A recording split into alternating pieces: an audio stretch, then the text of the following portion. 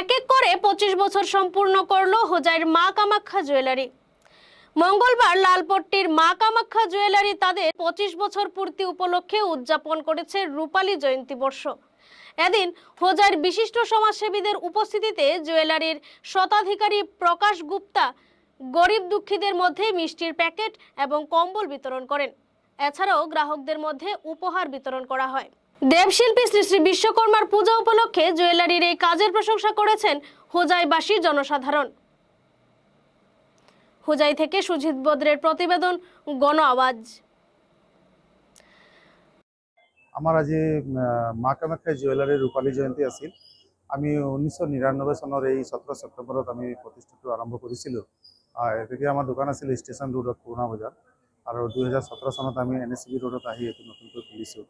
তো এই ৰূপালী জয়ন্তী উপলক্ষে আমি ভাবিছোঁ যে আমাৰ বিকলাংগ আৰু দুখীয়া মানুহক আমি যাতে অলপ নিদিৰ কিবা সহায় কৰিব পাৰোঁ, তো মনটো ভাল লাগিব। সেই উদ্দেশ্যে আমি আজি আমাৰ এই বিকলাংগ আৰু দুখীয়া মানুহক মাতি অলপ প্ৰসাদ মিঠাই আৰু এটা সৰু বস্ত্ৰ এটা আমি দিছোঁ, যে আমি নিজেই খুব আনন্দিত হৈছোঁ। আমি আজি 150 মানুহক দিছিলোঁ।